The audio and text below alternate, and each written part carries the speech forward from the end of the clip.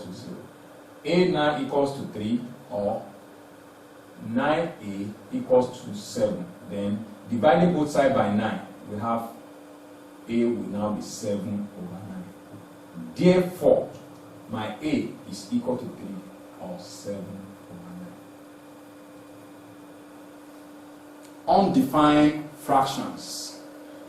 An expression is said to be undefined if and only if the denominator is equal to 0. What am I trying to say here? To buttress more on this point, let's say we are given x 1 over x minus 1. This is an expression. If you say that this expression is undefined, automatically the denominator, the numerator here is 1, the denominator is x minus 1. This expression can only be undefined if and only if the denominator, which is x minus 1, is equal to 0. And when we simplify this, we have x equals to 0 plus 1, then x equals to 1. Therefore, this expression is undefined when x is equal to 1. Because at that point, 1 over x minus 1 then becomes 1 over 1 minus 1, which is now equal to 1 over 0.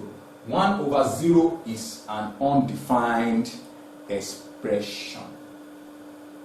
Let's see some other examples to justify our claim. Find the values of x for which the following fractions are not defined. Figure 1.5a comprises of the questions to justify that. In the figure 1.5a, we have A, B, C, D. So let's start with the first one, which is A. We are asked to look up for the value of x. Look for the value or values of x that will make each expression undefined. And we know vividly that for the expression to be undefined, the denominator must be equal to 0. So here we have x plus 2 is equal to 0. That is the only thing that can make this expression to be undefined. And when we calculate the value of our x here, we have x to be minus 2. Therefore, x equals to minus 2 is what makes the expression. Is what makes the expression 3 over x plus 2 undefined. So, in the B case, we have 5x over x into 5 minus x. Here, it should be noted that if an expression is undefined, and that expression is one of the denominators, it will make the whole expression undefined. This is very important, and it must be taken with high esteem that if an expression, if you have two expressions as your denominator, if one is undefined, automatically the other one will also be undefined, and the whole expression will be undefined. So here we have this. So the denominator must be equal to 0 for this expression to be undefined. So that means x into x minus 5 is equal to 0. So here we have x is equal to 0, or 5 minus x is equal to 0. Then here we have x is equals to 0. Then here we have x to be equals to 5. So x equal to 0 or 5. So x equal to 0 or 5 will be the values of x, which will make this expression to be undefined. Then the C part, we have x squared minus 2x plus 3 over x plus 3 x minus 8.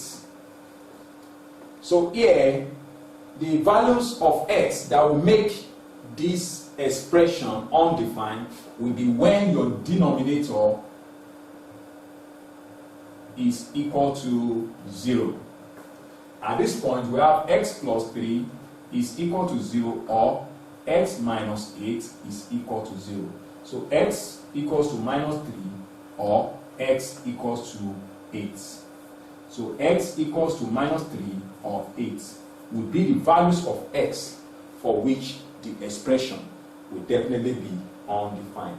And that has justified the claim previously that if one of the expression of the denominator or if one of the expression is undefined, automatically the whole expression will be undefined. Then the last one, which is the D part here, we have a over x minus b over x squared plus 6x minus 7.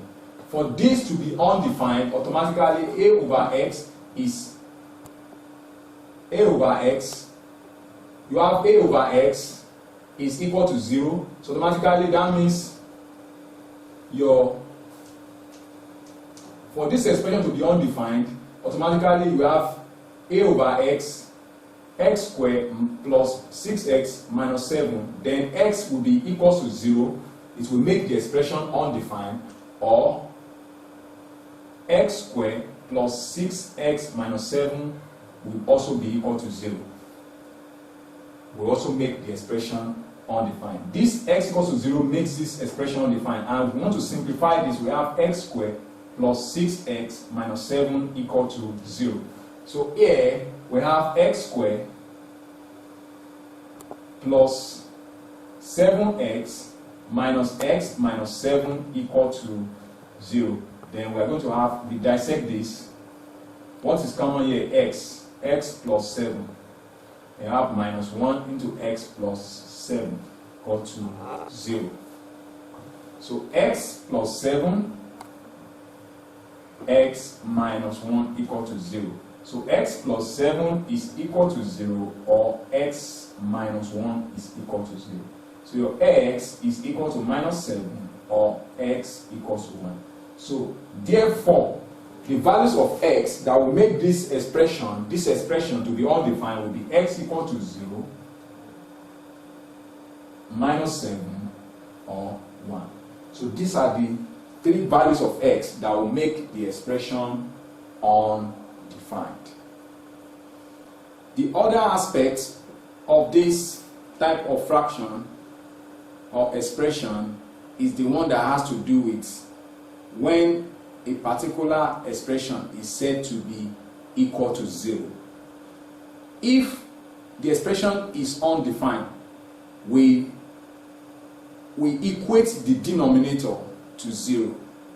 But if the expression is equal to 0, that means is the whole expression we are going to equate to 0. And in doing so, the denominator here vanishes. So let's see some examples or probably exercise to justify the difference between undefined fractions and zeros fractions or expressions.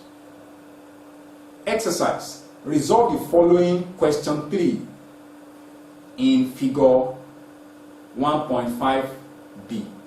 In figure 1.5b, we have 3 questions in whole, and that can be justified by what we have on the board. We have question 1, question 2, and question 3.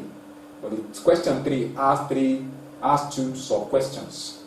So let's attend to the first question, which says that solve. We have to solve. That means if you ask to solve, that means you must get a value for your variable. So in so doing, you have 7 over 3, that's question 1 now, plus 2 over e. equals to E. So we can make this is a fraction, this is a fraction. We can also make this a fraction by dividing it by 1. So here, the next thing to do is to collect like terms. This has E, this is E. Let's transfer this one to the other side. Then we have 7 over 3 equal to E over 1 minus 2 over E.